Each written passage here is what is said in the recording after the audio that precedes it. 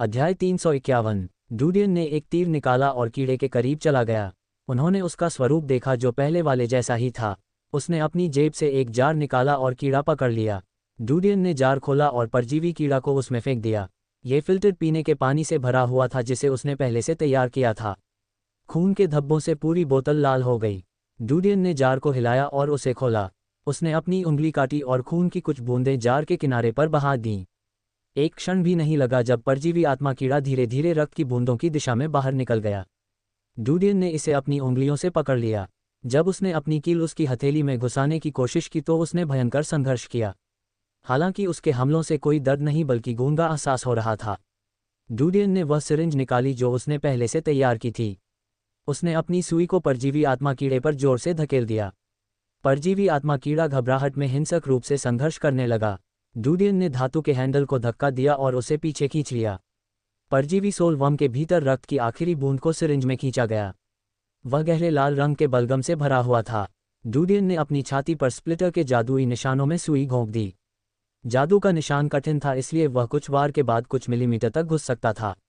डूडियन ने अपने जादुई निशानों में गहरे लाल बलगम को इंजेक्ट करके बल को नियंत्रित किया। धीरे धीरे बलगम सिरिंज की सुई के माध्यम से उसके जादुई निशानों में प्रवाहित होने लगा। डूडियन ने सुनिश्चित किया कि उसने बलगम की आखिरी बूंद को सिरिंज के अंदर इंजेक्ट कर दिया है। अंततः ये समतल हो गया। जैसे ही उसे अपने जादुई निशानों में थोड़ा बदलाव महसूस हुआ उसने अपने माथे से पसीना पोंछ लिया। उसे एक हल्की संतृप्त अनुभूति महसूस हुई। उसका शरीर शक्ति से भरपूर था। उसने अन्य विभाजकों की ओर देखा। डूडियन रुके नहीं बल्कि सिरिंज हटा दी और दूसरा स्प्लिटर खींच लिया। उसने उसका वध कर दिया और उसकी परजीवी आत्मा कीड़ा एकत्र कर लिया। दूसरे परजीवी आत्मा कृमि के बलगम के अवशोषण के बाद उसे अपने जादुई निशानों पर स्पष्ट परिवर्तन महसूस हुआ। जादू के निशानों के कोने हल्के चांदी के हो गए थे। डूडियन ने 10 मिनट तक आराम किया और तीसरे स्प्लिटर को मार डाला। कुछ समय बाद डूडियन ने 4 परजीवी आत्मा कीड़े को अवशोषित कर लिया था। वह आखिरी 2 जीवित स्प्लिटर्स में से एक को खींच रहा था। जिसे वह घसीट रहा था उसे लग रहा था कि उसका क्या हश्र होने वाला है। डूडियन द्वारा खींचे जाने पर स्प्लिटर को कड़ी मेहनत करनी पड़ी। ये घबराहट में चीखने लगा। कुछ दूर जाकर डूडियन रुक गया। जब उसने बधिया का वध किया तो उसने खंजर लहराया।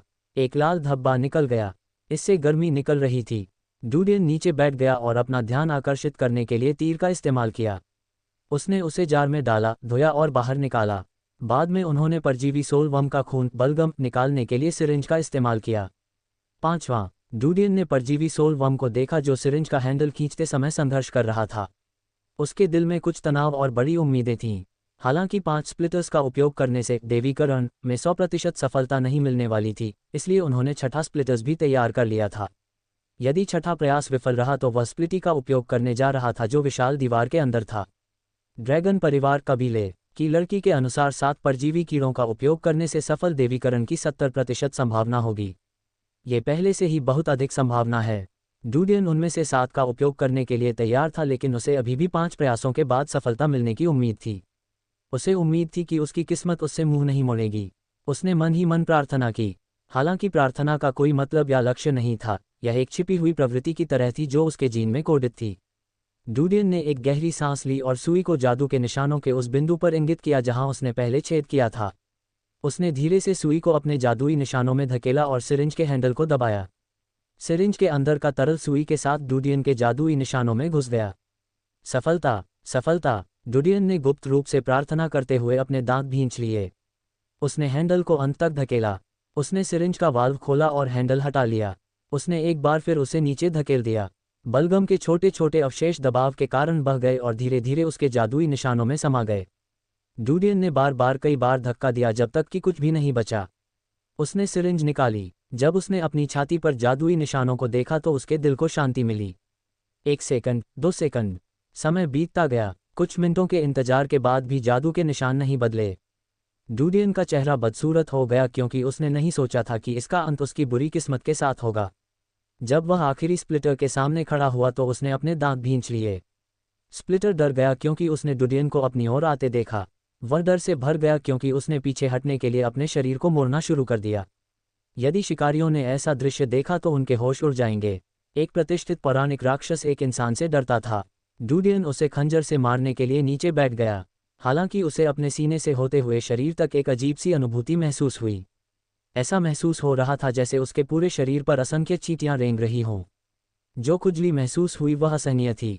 जब वह अपनी दूरी बढ़ाने के लिए स्प्लिटर से पीछे हट गया तो वह चौंक गया। उसने अपना सिर घुमाया और डरावना दृश्य देखा। उसने देखा कि उसकी रीढ़ की हड्डी से रक्त वाहिकाएं मकड़ी के जाले की तरह उभरी हुई थीं। वे अजीब पैटर्न बना रहे थे। जैसे जैसे समय बीतता गया खून का रंग उजला होता जा रहा था।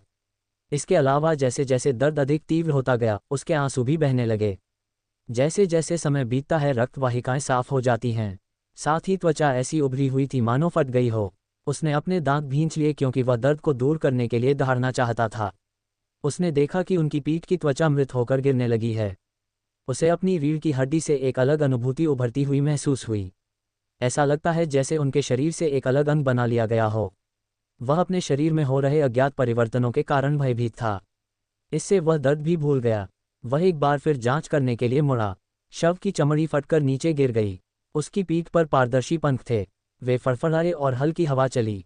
ऐसा लगा जैसे समय रुक गया हो। पारदर्शी पंख उसकी रीढ़ से ताकत निकाल रहे थे। जैसे ही हवा का झोंका उसके चेहरे पर पड़ा तो वह चौंक गया। पंख? क्या मेरे पास पंख हैं? वह चौंक गया। जैसे ही पारदर्शी पंख पीछे की ओर हिला डुडियन की आंखें झपक गईं। क्या ये पौराणिक जादुई चिन्हों के देवीकरण का परिणाम है?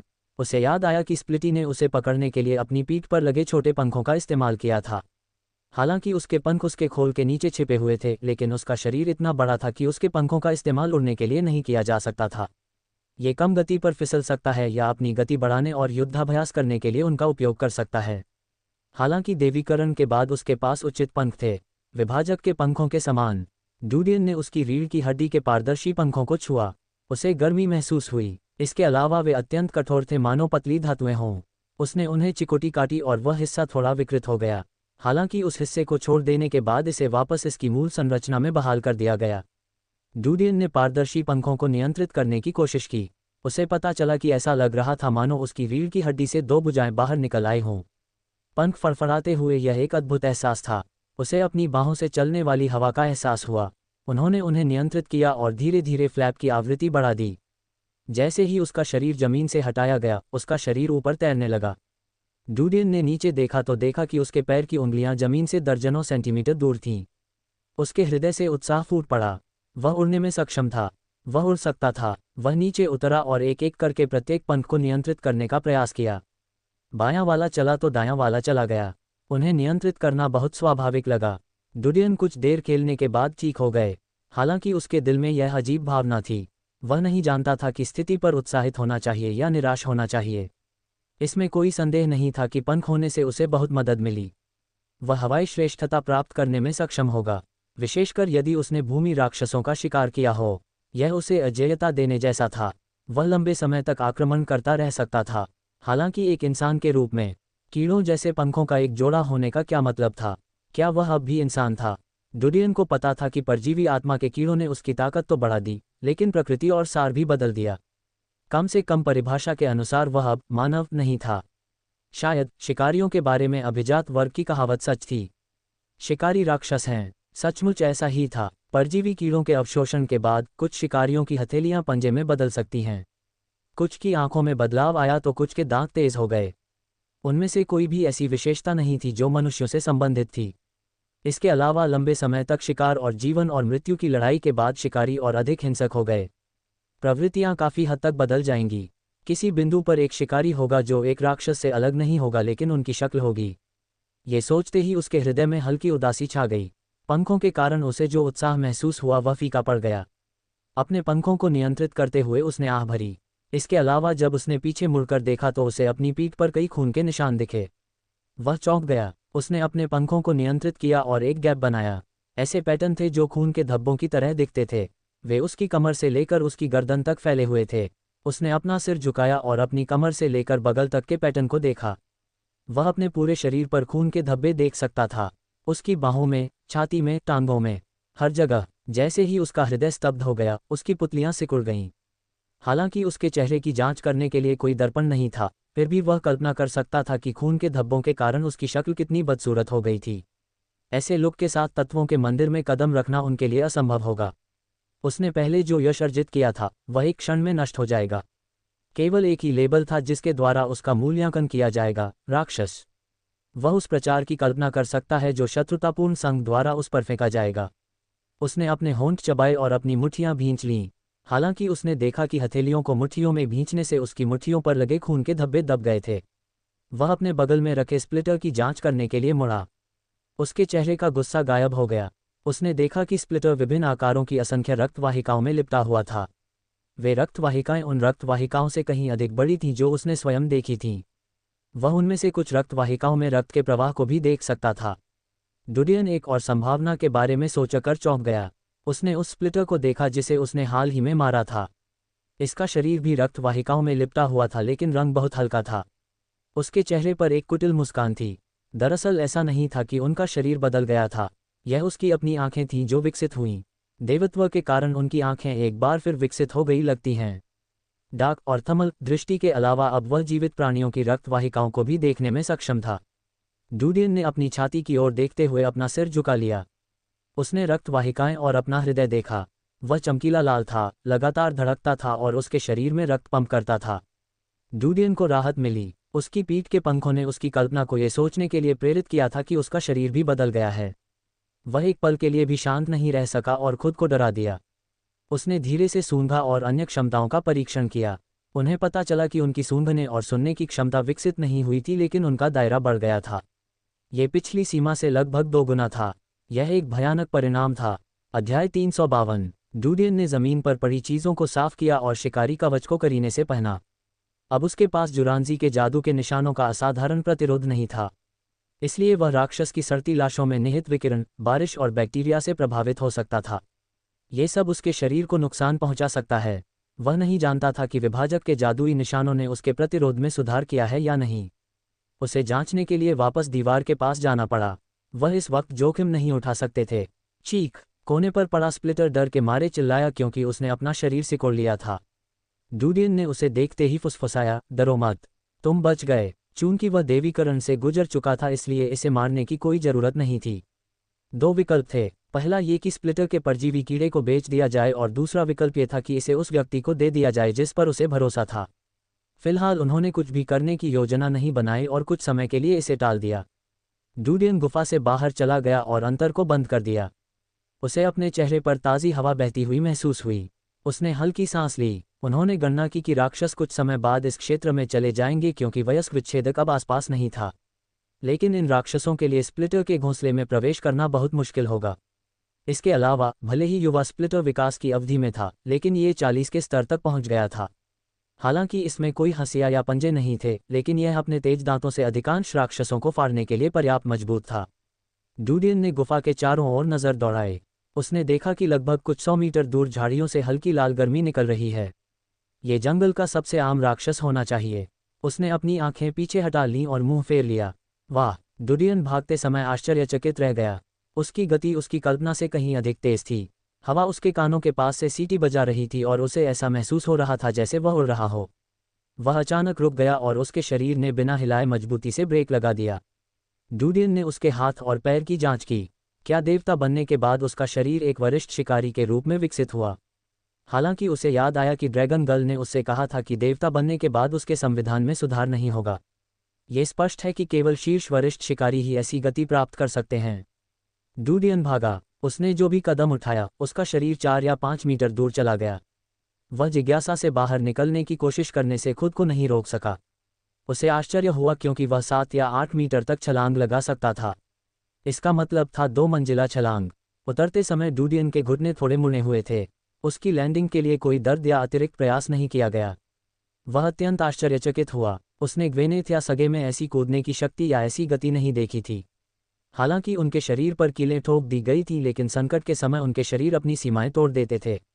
हालांकि यह अभी भी उसकी वर्तमान गति से दूर था। डुडियन को यह स्पष्ट नहीं था कि क्या हुआ था, लेकिन शक्ति और शक्ति में अप्रत्याशित वृद्धि के कारण वह खुश महसूस कर रहा था। स्प्लिटर को यूं ही पौराणिक राक्षस नहीं कहा गया। अगर ड्रैगन गर्ल ने मुझे धोखा नहीं दिया है तो मैं अभी भी एक मध्यवर्ती शिकारी हूं। कम से कम जादू के निशानों के मामले में वह सही है। लेकिन मेरे पास ऐसी ताकत होना... संभव है कि मेरे शरीर की संरचना बदल गई है। ऐसा लगता है कि मेरे शरीर के चारों ओर की मांसपेशियां बढ़ गई हैं और वे विकसित हो गई हैं। मुझे लगता है कि मैं सामान्य से कई गुना अधिक ताकत उगलने में सक्षम हो जाऊंगी। डुडियन ने अनुमान लगाया, लेकिन उसे पुष्टि करने के लिए तब तक इंतजार करना पड़ा जब तक वह विशाल दीवार में नहीं चला गया। वह किसी वरिष्ठ शिकारी की ओर बढ़ने की कोशिश करने के लिए एक नए परजीवी कृमि का उपयोग कर सकता है। यदि वह सफल होगा तो यह इस बात का प्रमाण होगा कि वह एक मध्यवर्ती शिकारी था। यदि यह असफलता थी तो ड्रैगन गर्ल ने उसे धोखा दिया था। डुडियन ने अपने विचारों को सुलझाते हुए दौड़ना जारी रखा। वाह! जब हवा चल रही थी और उसके कानों के पास सीटियां बज रही थीं तो उसके चेहरे पर मुस्कान थी। कुछ किलोमीटर तक दौड़ने के बाद डुडियन की नज़र एक इमारत के खंडहर पर पड़ी। अंदर गहरी लाल गर्मी छिपी हुई थी। आकार से उसे लगा कि वह कोई रेंगने वाला जीव है जो मगरमच्छ जैसा ही था। डुडियन ने सोचा कि यह एक जंगल की छिपकली होगी, क्योंकि उसने इस बात को ध्यान में रखा था कि यह एक आर्द्र वातावरण था। वह धीमा नहीं हुआ और सीधे इमारत की ओर भागा। डुडियन इमारत से दसियों मीटर दूर रुक गया। उसने देखा कि विशाल छिपकली जैसी गर्मी ने उसकी पूंछ को हिला दिया। ऐसा प्रतीत होता है कि राक्षस उसके आगमन से व्याकुल हो गया था। जैसे ही वह इमारत के दरवाजे के पास पहुंचा, वह रेंगने लगा। द्वार लताओं और काई से ढका हुआ था। यह एक शानदार आवरण था और पहली नज़र में ऐसा लगा कि इसके पीछे कुछ भी नहीं था। यदि डुडियन के पास थमल दृष्टि नहीं होती तो वह ऐसे राक्षस की पहचान नहीं कर पाता। उसने कभी सोचा भी नहीं होगा कि ऐसा राक्षस किसी भी क्षण आगे बढ़ने के अवसर की प्रतीक्षा में है। डुडियन तीरों का उपयोग नहीं करना चाहता था, क्योंकि जंगल की छिपकली केवल 14 स्तर का राक्षस थी। वह अपनी ताकत पर भरोसा करते हुए हाथापाई की लड़ाई में इससे लड़ सकता था। भले ही उसकी नज़दीकी युद्ध क्षमताओं में कमी थी, लेकिन अपने वर्तमान संविधान को ध्यान में रखते हुए उसे यकीन था कि वह एक जंगली छिपकली को संभालने में सक्षम होगा। वह नीचे बैठ गया और एक पत्थर उठा लिया। डुडियन ने इसे फेंक दिया। वाह! पत्थर छिपकली को लगा। कोई हलचल नहीं थी। डुडियन आश्चर्यचकित था, क्योंकि उसने नहीं सोचा था कि यह राक्षस इतना सहनीय था। वह झुका और एक पत्थर उठाया जो 2 या 300 पाउंड का था। वह इमारत के दरवाजे से 10 मीटर दूर चला गया और बेरहमी से पत्थर फेंक दिया। टकराना! विशाल राक्षस चट्टान से बचने के लिए पीछे हट गया।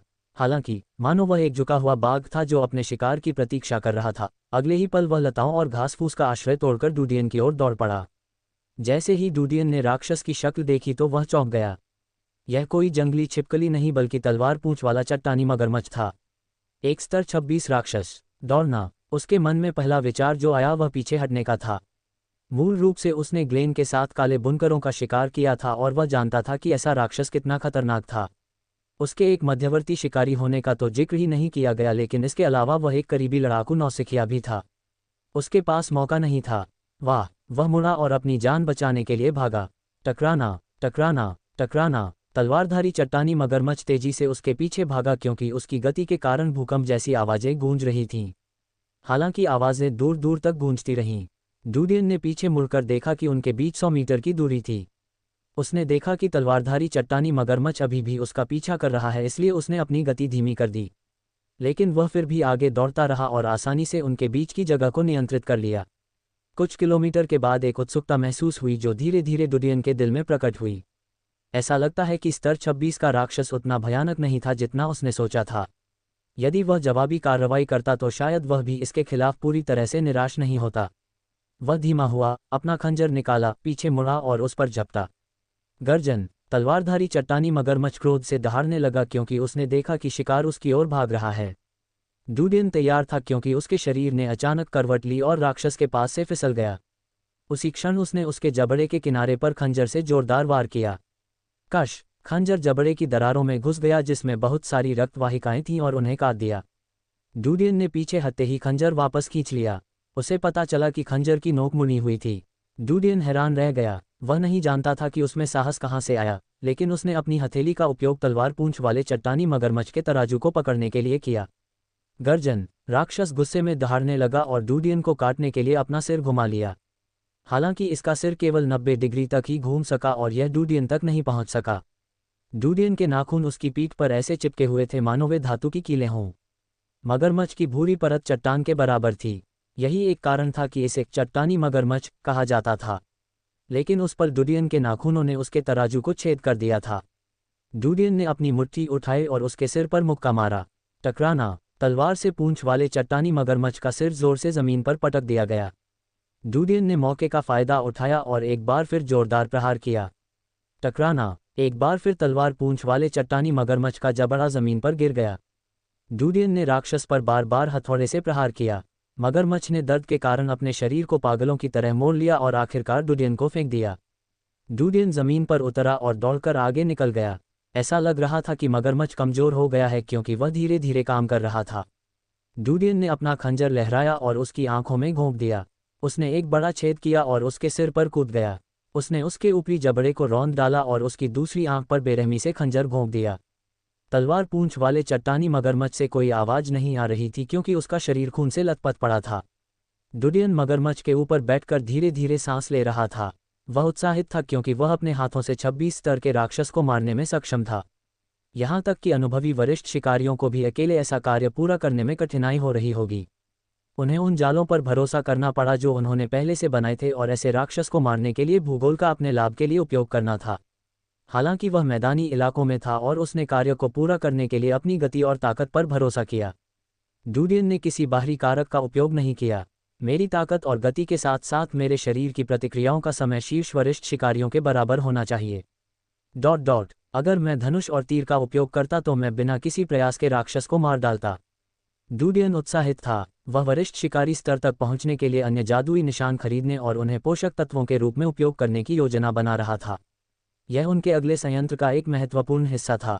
देवता बनने के बाद उसके पास ऐसी शक्ति थी, इसलिए उसे और आगे बढ़ने की आशा थी। लेकिन ये ध्यान रखना होगा कि ये देवीकरण के निशान नहीं हो सकते हैं। शायद ये स्प्लिटर के जादुई निशानों का असर था। सफल देवीकरण से पहले उसने कुछ भी परीक्षण नहीं किया था, इसलिए उसे सुधार के बारे में पता नहीं था। डुडियन उठ खड़ा हुआ और तलवार पूंछ वाले चट्टानी मगरमच्छ को देखा। उसने उसके मुंह के सामने के 2 लंबे दांत इकट्ठे कर लिए। इसके सामने के दांत इसके शरीर की चर्बी और चमड़े के बराबर थे, लेकिन उनके लिए इन दोनों दांतों की कीमत सोने से भी कहीं ज़्यादा महंगी थी। उन्हें तेज खंजर में ढाला जा सकता है। डुडियन ने दोनों दांतों को फिल्टर किए हुए पानी से धोया और वहां से चला गया। जहां तक चमड़े और पंजों की बात है, वह उन्हें इकट्ठा करने में बहुत आलसी था। एक सामान्य शिकारी के लिए उन्हें इकट्ठा करना अच्छा पैसा था, लेकिन इस समय उसके लिए इसका कोई मूल्य नहीं था। वाह! डुडियन 10 मिनट बाद मेट्रो में लौट आया। वेनेत और सगे को डुडियन को देखकर राहत मिली क्योंकि उन्होंने हलचल सुनी। डुडियन ने देखा कि वे दोनों छिपकर बाहर आए। क्या आप तैयार हैं? सगे ने उत्तर दिया, हमने राक्षस के तेज शरीर के हिस्सों को विशाल दीवार के आसपास पहुंचा दिया है और आपके आदेश के अनुसार एक भूमिगत आधार बनाया है। सबवे स्टेशन में आते ही डुडियन ने थोड़ा सिर हिलाया। उसने वयस्क स्प्लिटर का विशाल कंकाल और उसका सड़ा हुआ मांस देखा। सारे अंग नष्ट हो गए।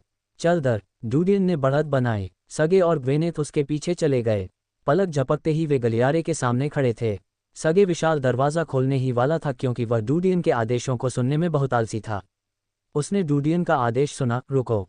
सगे ने अपनी भौहें सिकोड़ लीं। कहाँ? वहां से। डुडियन ने विशाल दीवार के शीर्ष की ओर इशारा किया। सगे भ्रमित होकर मुस्कुराया। बॉस, क्या आप मजाक कर रहे हैं? क्या तुम्हें लगता है कि मैं तुम्हारे साथ मजाक करूंगा? डुडियन ने उसकी ओर देखा और बगल की ओर मुड़ गया। उसने घास के पीछे छिपे सक्शन कप उठाए। उन्होंने ओस और नमी को साफ किया। डुडियन ने 7 मीटर से अधिक छलांग लगाई और सक्शन कप को दीवार की ओर धकेल दिया। उनकी ताकत पिछली बार से बिल्कुल अलग थी, इसलिए कप पहली कोशिश में ही जुड़ गए। वह तेजी से ऊपर चढ़ गया। सगे और ग्वेनेथ की पुतलियां सदमे में सिकुड़ गईं। जैसे ही डुडियन 4 या 500 मीटर की ऊंचाई पर पहुंचा, उन दोनों की आंखें वापस आ गईं। उन्होंने एक दूसरे की ओर देखा और देखा कि उनकी आंखों की पुतलियों में आश्चर्य झलक रहा है। वे डुडियन की अजीब चढ़ाई विधि से आश्चर्यचकित थे। इसके अलावा वे उसकी इतनी ऊंचाई से छलांग लगाने से भी हैरान थे। डुडियन कुछ ही समय में विशाल दीवार की चोटी पर चढ़ गया।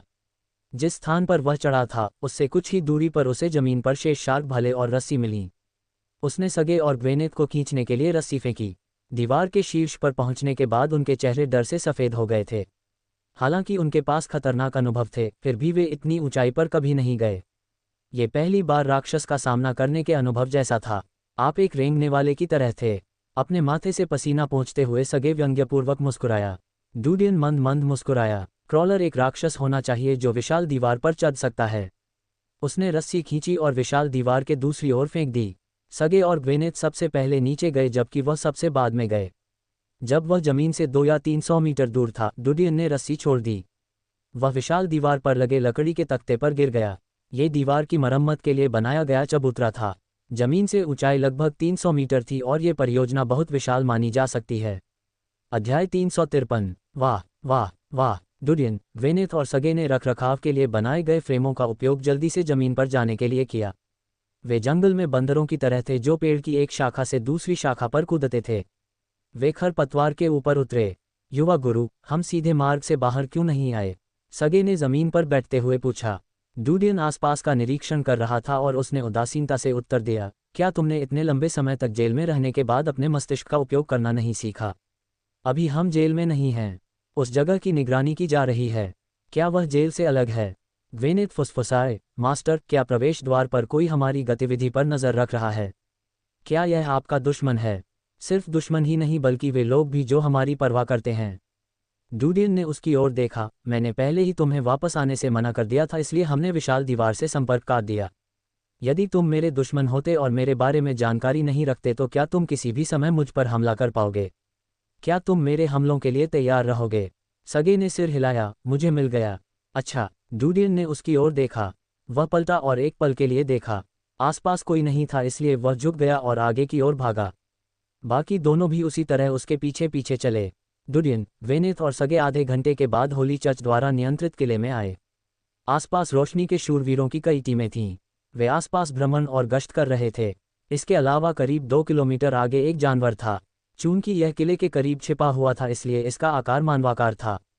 मास्टर, ये वह बाधा है जो शिकारियों को बाहरी दीवार क्षेत्र में वापस आने से रोकती है। शूरवीर वरिष्ठ शिकारियों के बराबर हैं।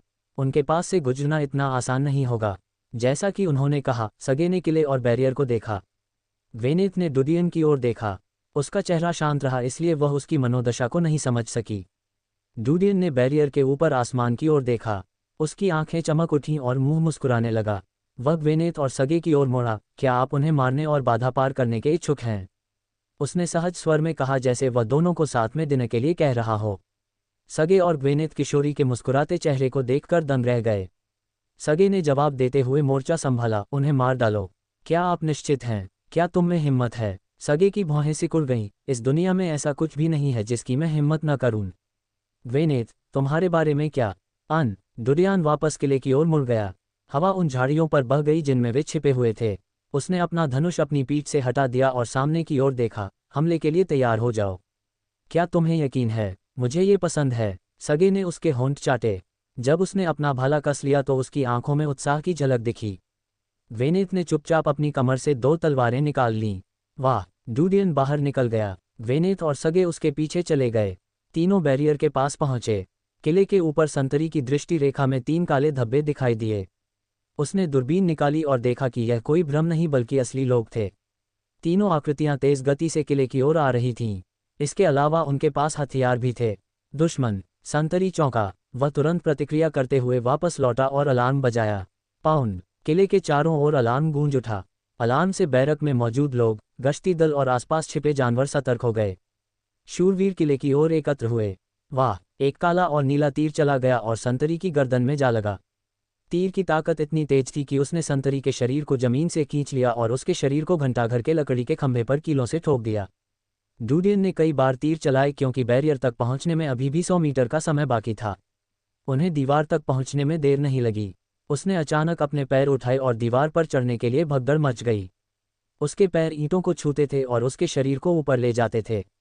इस दृश्य ने दीवार पर प्रकाश के शूरवीर को स्तब्ध कर दिया। वे प्रतिक्रिया करना चाहते थे लेकिन डूडियन पहले ही जमीन से 13 मीटर ऊपर कदम रख चुके थे। तीर! बैरक से बाहर निकलते ही कैप्टन दहाड़ने लगा। डूडियन अपने पैर की उंगलियों का उपयोग करके ऊंची दीवार पर अपने शरीर को पैडल मार रहा था। अंतिम क्षण में उसने थोड़ी अधिक ताकत लगाई और एक ऊर्ध्वाधर छलांग लगाई। उसका शरीर फीनिक्स की तरह ऊपर उठ गया। प्रकाश का शूरवीर स्तब्ध रह गया, लेकिन जैसे ही उसने अपने धनुष का उपयोग करने की कोशिश की, उसने तुरंत प्रतिक्रिया व्यक्त की। डूडियन ने धनुष की दिशा बदलने के लिए अपना हाथ हिलाया। नरसंहार शुरू करते ही वह तुरंत भीड़ में चला गया। शूरवीर के एक सिर को तीर से छेद दिया गया था।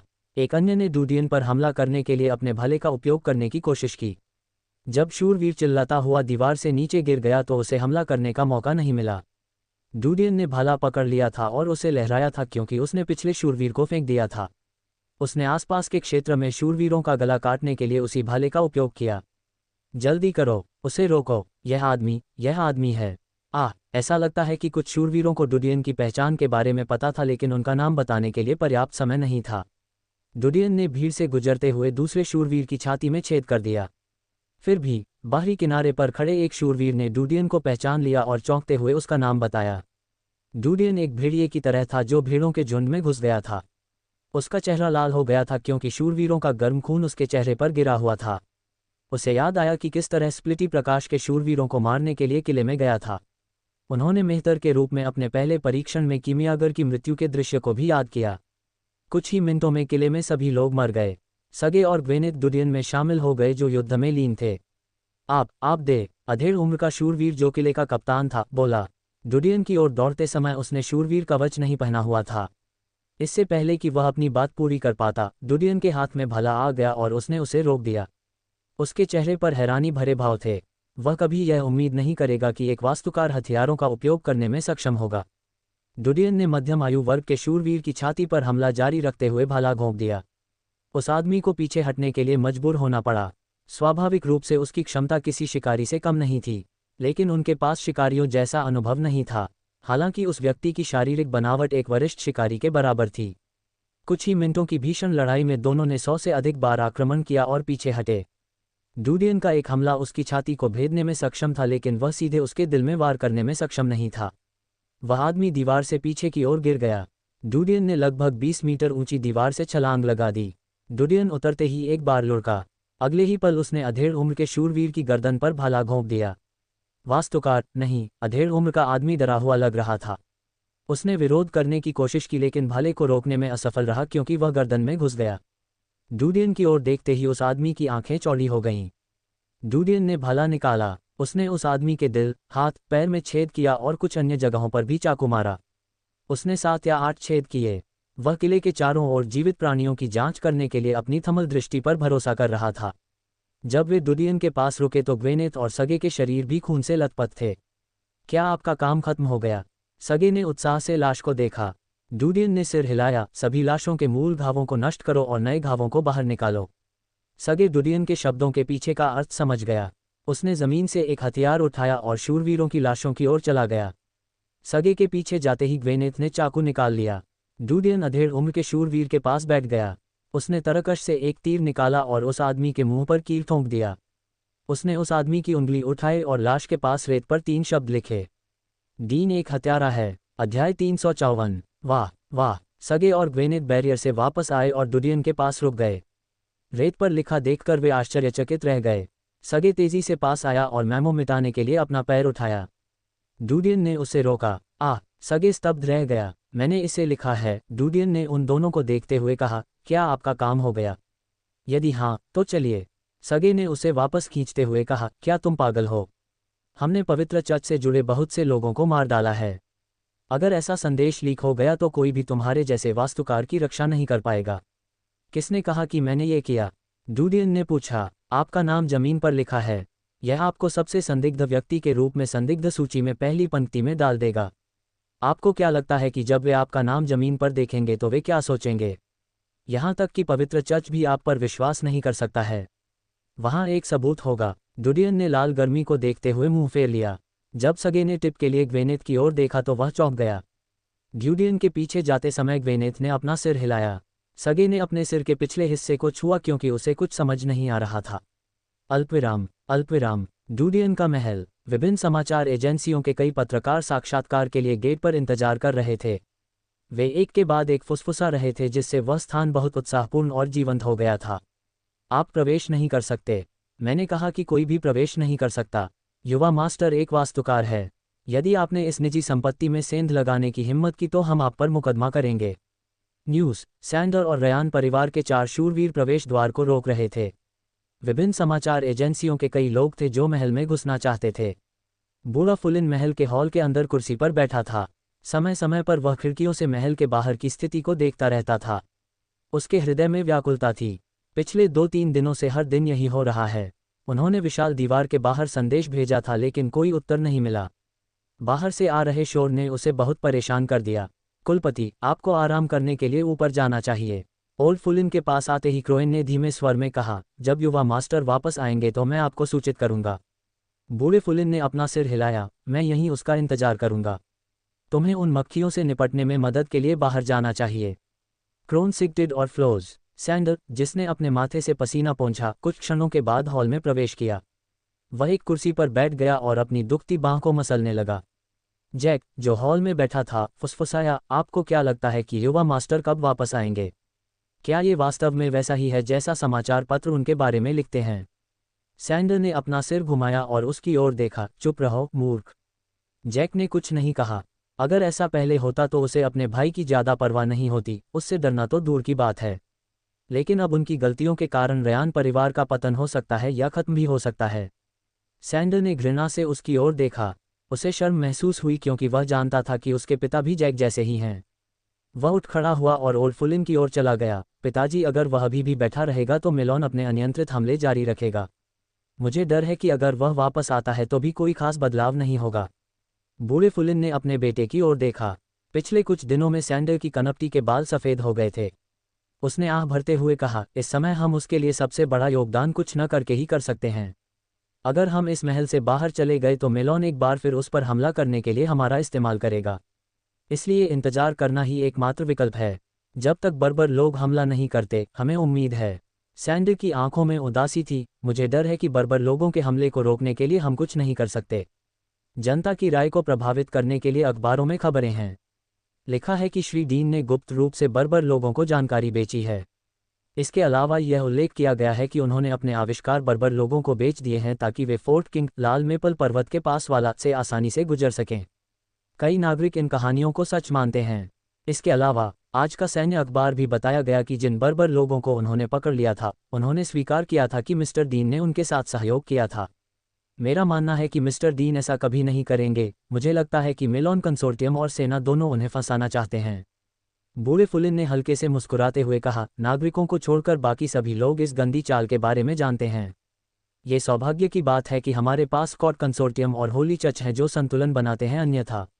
उन्होंने आगे कहा, वे आरोप लगाने के लिए किसी को भेजेंगे। प्रार्थना करें। बूढ़े फुलिन ने अपनी आंखें बंद कर लीं। अल्पविराम, अल्पविराम। सम्मेलन कक्ष, मेलोन कंसोर्टियम। मेल परिवार के कार्यवाहक मुखिया मार्क सम्मेलन कक्ष में मेज पर बैठे थे। बुरोंग परिवार के कुलपति रुडोल्फ उनके दाहिनी ओर बैठे थे। फिलहाल स्थिति कुछ महीने पहले से बिल्कुल अलग थी।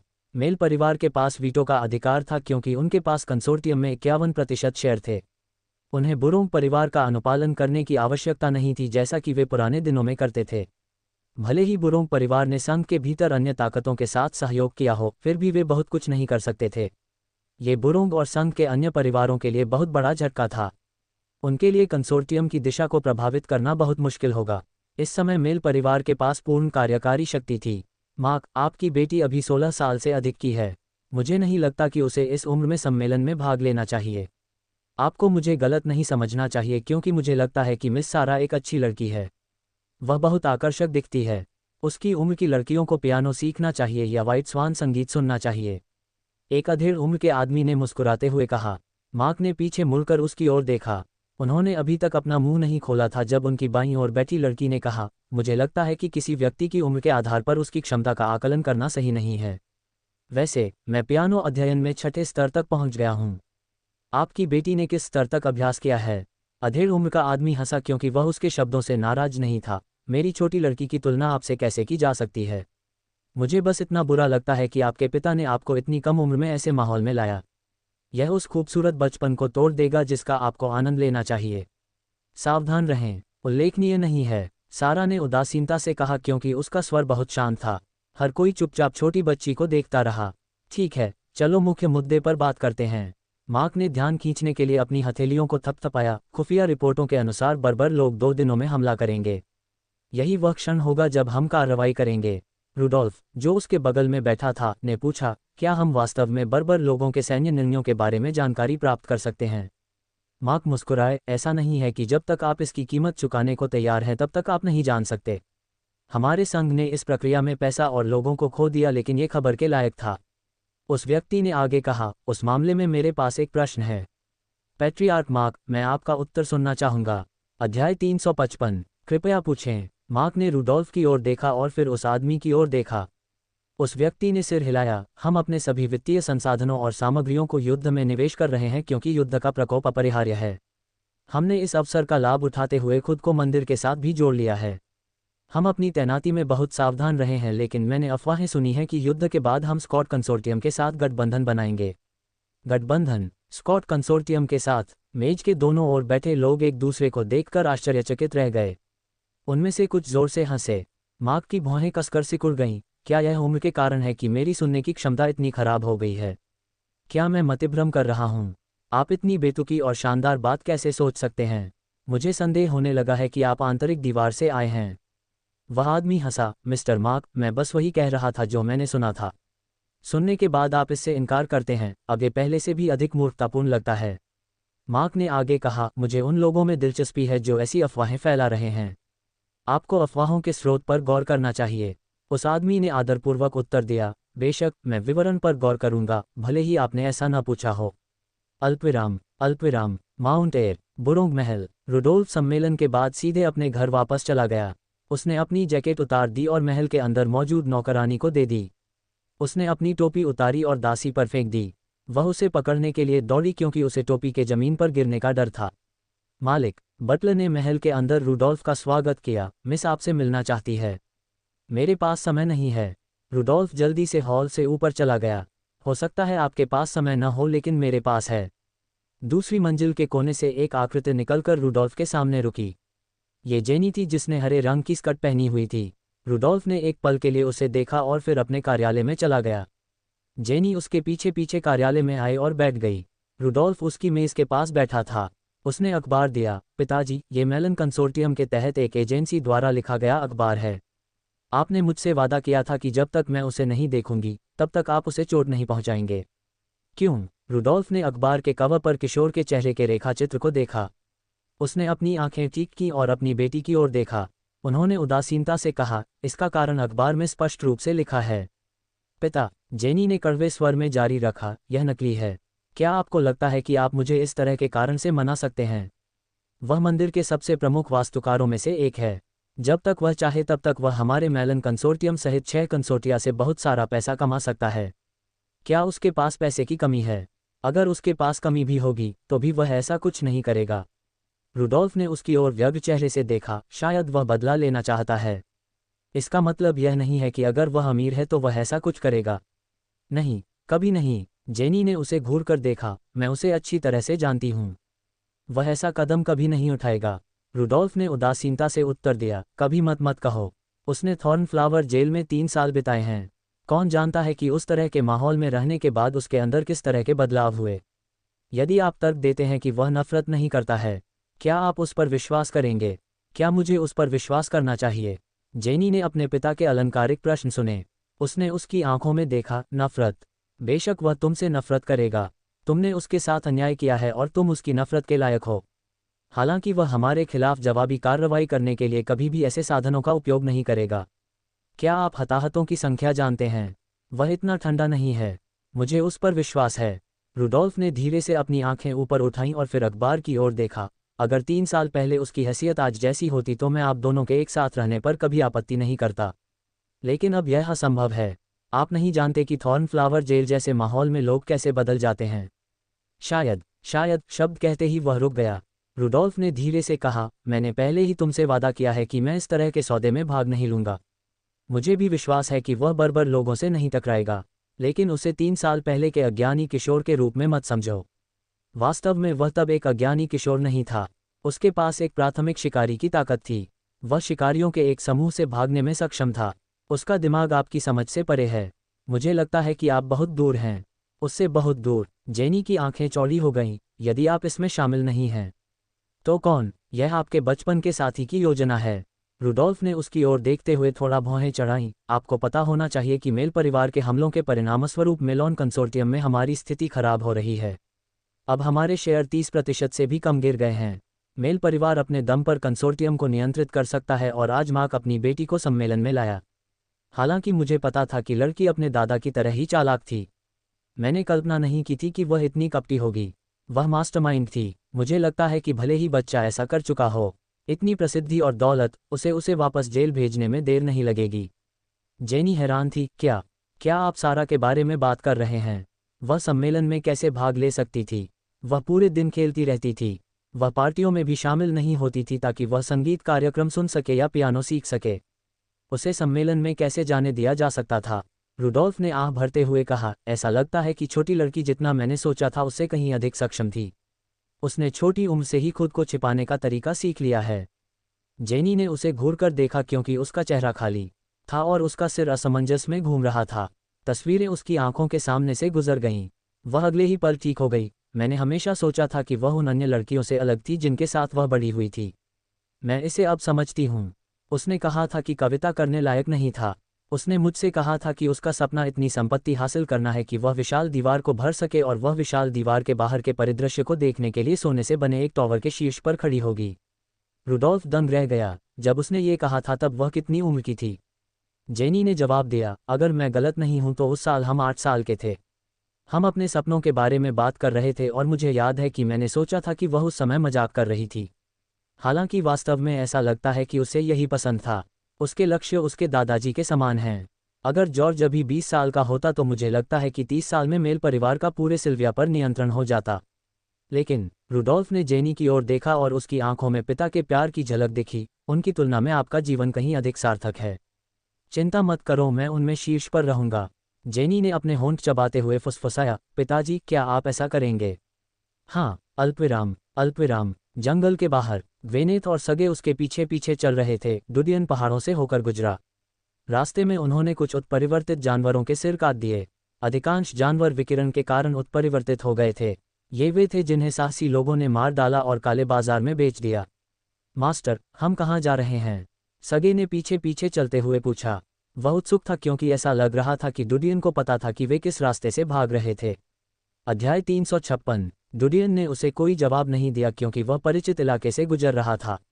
वह उस स्थान पर जा रहा था जहां उसने चिरायता छिपाया था। वह 7 दिनों से अधिक समय तक बाहर रहा था, इसलिए उसे यकीन नहीं था कि स्प्लिटी भूख से मर गई है या नहीं। 10 मिनट बाद डुडियन मैदानों में रुक गया जहां उसने स्प्लिटी छिपा रखी थी। उसने ग्वेनेथ और सगे की ओर देखा। मैं जल्द ही वापस आऊंगा, इसलिए यहीं मेरा इंतजार करो। उसने वे थैले ले लिए जिनमें उसने रास्ते में मारे गए उत्परिवर्तित जानवरों की लाशें रखी थीं। जमीन पर बैठते ही सगे ने कंधे उचकाए। उसने घास का एक डंठल खींचा और अपने मुंह में डाल लिया। वह एक धुन गुनगुना रहा था और उसने अपनी आंखें सिकोड़ लीं और ग्वेनेथ की ओर देखा। ये बच्चा एक रहस्य छिपा रहा है जो नहीं चाहता कि हमें पता चले। सच कहूं तो मुझे इसकी ज्यादा परवाह नहीं है। ग्वेनेथ ने उसकी ओर देखा। यदि सभी शिकारी आपके जैसे होते तो हमारा काम बहुत आसान होता। सगे ने अपनी भौहें उठाईं। मेरे जैसे? अगर वे मेरे जैसे होते तो क्या आपको लगता है कि आप उन्हें पकड़ पाएंगे? मुझे रईसों, कंसोर्टिया या किसी की परवाह नहीं है। मैं ऐसा व्यक्ति नहीं हूं जो प्रभावशाली लोगों की गतिविधियों के लिए अपनी एक आंख बंद कर लेता हूं और कमजोर के लिए दूसरी खोल देता हूं। मैं बस मार देता हूं। ग्वेनेथ ने उपहास किया, अज्ञानी। तो क्या मैं निडर और अदम्य भी हूं? हाँ। सगे ने अपने मुंह से घास का तना निकाला और दूर फेंक दिया। ग्वेनेथ ने अपना सिर घुमाया, नादान। अल्पविराम अल्पविराम। डुडियन जंगल से गुजरे। वह ये देखने के लिए मुड़ा कि ग्वेनेथ और सगे नहीं हिले थे। वह परित्यक्त भवन में गया। उसने इमारत के अंदर एक हल्का लाल बिंदु देखा। तहखाने में कूदते ही उसके दिल को राहत मिली। स्प्लिटी टंगस्टन स्टील से बने पिंजरे के अंदर सो रही थी। जैसे ही उसने हलचल सुनी, उसने अपनी पलकें धीरे से ऊपर उठाईं। ये जानना अच्छा है कि आप इतनी आसानी से भूखे नहीं मरेंगे। डुडियन मुस्कुराया। वह आगे बढ़ा और उसने बैग से जानवरों की लाशें निकालीं और उन्हें पिंजरे में फेंक दिया। स्प्लिटी की आत्मा उत्तेजित हो गई और उसने खून से सनी लाशों को काटना और निगलना शुरू कर दिया। डुडियन ने उसे खाना खिलाते हुए मुस्कुराते हुए कहा, समस्याओं से छुटकारा पाने के बाद मैं तुम्हें खेलने के लिए बाहर ले जाऊंगा। तुम्हारा भाई या बहन तुमसे बहुत मजबूत हो गया है। हमें तुम्हारी ताकत भी बढ़ानी होगी। स्प्लिटी अपने भोजन पर ध्यान केंद्रित कर रही थी क्योंकि उसे इंसान की बातों की कोई परवाह नहीं थी। डुडियन ने वापस लौटने पर ज्यादा परवाह नहीं की। वेनेथ और सगे बैठे थे क्योंकि उनकी पीठ एक दूसरे के सामने थी। ऐसा लग रहा था कि उन्हें एक दूसरे से बात करने में कोई दिलचस्पी नहीं थी। डुडियन ने कहा, चलो चलें। उसने आकाश की ओर देखा और फिर आगे बढ़ गया। जैसे ही वह आगे बढ़ा, सगे ने अपनी पैंट थपथपाई। उसने डुडियन से कहा, मास्टर, आप हमेशा आसमान की जांच करते हैं। अगर बारिश होती है तो हमें छिपने के लिए जगह ढूंढनी होगी। हम सारी बारिश से छुटकारा नहीं पा सकेंगे। आपका क्या मतलब है? उन बुद्धिमान उद्धरणों का प्रयोग न करें। वास्तव में जब आप मुझसे बात करते हैं तो इधर उधर मत घूमिए। सीधे सीधे कहिए। जब वह आगे बढ़ा तो डुडियन ने उसकी परवाह नहीं की। इससे पहले कि वे किले को पार करते और पहाड़ी पर एक खड़ी चट्टान पर चले जाते, उन्हें ज्यादा समय नहीं लगा। ये काई से ढका हुआ था। जैसे ही उसने अपना हाथ बढ़ाया, डुडियन को थोड़ी राहत मिली। मास्टर, आप हैं। सगे का काम अभी खत्म भी नहीं हुआ था जब उसने डुडियन को बेलें और काई निकालते देखा। उनके पीछे एक गुफा छिपी हुई थी। डुडियन गुफा में चला गया। वहां पत्थर के कटोरे, अलाव पर ग्रिल और बाल्टियां थीं जिनमें सड़े हुए मानव हाथ और उंगलियां थीं। डुडियन ने देखते ही भौहें सिकोड़ लीं। सगे और ग्वेनेथ भी अंदर गए। ग्वेनेथ छाया की तरह चुप थी। सगे ने सतर्कता से चारों ओर देखा कि कोई दुश्मन नहीं था। हालांकि उसका चेहरा बदसूरत हो गया जब उसने मानव हाथ और उंगलियों को नमक में भीगा हुआ देखा। ये बर्बर वास्तव में वैसे ही है जैसे कि किंवदंतियों में उनके बारे में बताया गया है। वे इंसानों को भी खा जाते हैं। अगर आप उनके साथ रहेंगे तो आपको कभी पता नहीं चलेगा कि किसने किसे खाया था। वह मजाक बनाने की कोशिश कर रहा था। ग्वेनेथ ने उसकी ओर देखा लेकिन कुछ नहीं कहा। डुडियन ने चारों ओर जांच की तो उसे बर्बर लोगों के बहुत सारे उपकरण मिले। उसने कुछ उठाया और सगे और ग्वेनेथ को दिखाया। आप क्या सोचते हैं? सगे ने अपने कंधे उचकाए। ग्वेनेथ ने उत्तर दिया, मुझे नहीं पता। डुडियन ने काले सीन की ओर देखा। उसने अपने मुंह से फूंक मारकर धूल पोंछी। अचानक एक आवाज गूंजी तो वह रुक गया। ऐसा लगता है कि बर्बर लोगों ने बहुत पहले ही यह घर छोड़ दिया है। जैसा कि मुझे उम्मीद थी, ये शुरू होने वाला है। डुडियन मुड़ा और गुफा से बाहर चला गया। सगे और ग्वेनेथ उसके पीछे चले गए। कुछ घंटों के बाद तीनों किंग्स फोर्ट आए। क्या ये किला टूट गया है? क्या बर्बर लोगों की सेना वाणिज्यिक जिले में चली गई है? क्या युद्ध समाप्त हो गया है? सगे ने टूटे हुए किले को देखा। डुडियन ने कहा, यह राजा का किला है। ओह, तो यह वह किला है जिसे बर्बर लोगों ने तोड़ दिया है। मैं डर गया था क्योंकि मैंने सोचा था कि बर्बर लोगों ने बैरियर को तोड़ दिया है। सगे ने उसकी छाती थपथपाई। डुडियन ने पीछे मुड़कर उसकी ओर देखा। क्या तुम किलों में अंतर नहीं कर सकते? मैं इस किले में कभी नहीं गया हूं और मुझे किलों की बिल्कुल भी परवाह नहीं है। वे सभी मुझे एक जैसे दिखते हैं। सगे ने आश्वस्त स्वर में कहा। डुडियन ने उन दोनों को रोकने के लिए अपना हाथ उठाया। आइए छिपने के लिए जगह ढूंढें। वहां झाड़ियों में। सगे ने इशारा किया। डुडियन ने फुसफुसाकर कहा, वहां कोई है। सगे ने धीरे धीरे रेंगते हुए अपना शरीर झुकाया। डुडियन को छिपने के लिए सही जगह ढूंढने में देर नहीं लगी। वे जमीन पर बैठे थे और बिना कुछ किए आसमान की ओर देख रहे थे। सगे और ग्वेनेथ उसके बगल में बैठ गए। सगे ने पूछा, मास्टर, अगर हम किले में घुसने की योजना नहीं बना रहे हैं तो हम यहाँ क्यों हैं? हम हवा की तरह हैं। अध्याय 357। अवरोधक दीवार। वाणिज्यिक जिला। ऑबन दीवार के किनारे से क्षितिज की ओर देख रहा था। जमीन और आसमान एक साथ आ गए। काले विकिरण के बादल प्रकाश को निगलते हुए घूमते रहे। हवा के झोंके से आसमान में काले बादलों के छा जाने से आतंक के साम्राज्य की गंध आ रही थी। जगह की जांच करते समय उसने अपनी आंखें सिकोड़ लीं। सुनहरे बालों वाला एक सुंदर अधिकारी आया। ऑबन को सलाम करते हुए उसने अपना हाथ अपनी छाती पर रखा। सब कुछ तैयार है। हम युद्ध शुरू कर सकते हैं। ऑबन ने उसकी आवाज़ सुनी लेकिन पीछे मुड़कर नहीं देखा। एडजुटेंट जुनलैंग, सुंदर, उज्ज्वल, कोई उचित पश्चिमी नाम नहीं मिल सका, ने अपने सामने विस्मयकारी महान व्यक्ति को देखने के लिए अपना सिर उठाया। उत्तरार्ध एक ऐसा व्यक्ति था जिसकी उम्र 40 से अधिक थी और उसने युद्धों में अपनी उपलब्धियों के कारण 5 सितारे जीते थे। ऑबन सेना के 5 सितारा जनरलों में सबसे कम उम्र के और सबसे सम्मानित जनरलों में से एक थे। जनरल बर्बर लोगों ने पिछले 7 या 8 दिनों से लाल मेपल पर्वत पर कब्जा कर लिया है।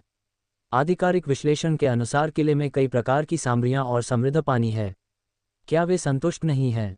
ऑबन ने धीरे से कहा, मुझे भी उम्मीद है कि वे संतुष्ट होंगे लेकिन बर्बर लोग सिर्फ एक किले के साथ अपने लालच को शांत करने के लिए झुंड नहीं हैं। उनकी भूख अकेले इस जगह से नहीं भरेगी। यहाँ तक कि पूरी बाहरी दीवार क्षेत्र भी उनका पेट भरने में सक्षम नहीं हो सकता है। एडजुटेंट जुनलैंग ने अपना सिर झुकाया। फिर उन्होंने झुग्गियों या आवासीय जिले से हमला क्यों नहीं किया? वहां की बाधाओं को कम सैनिकों द्वारा संरक्षित किया जाता है। अगर उन्होंने वहां से हमला किया होता तो मुझे डर है कि बाधा दीवार बहुत पहले गिर गई होती। अगर वे झुग्गी झोपड़ियों या आवासीय जिलों में घुसते हैं तो ज़्यादा प्रभाव नहीं पड़ेगा। इसके बजाय वे दीवारों के कारण अधिक प्रतिकूल वातावरण में गिर जाएंगे। उस स्थिति में वे हमारे जाल में फंस गए होंगे।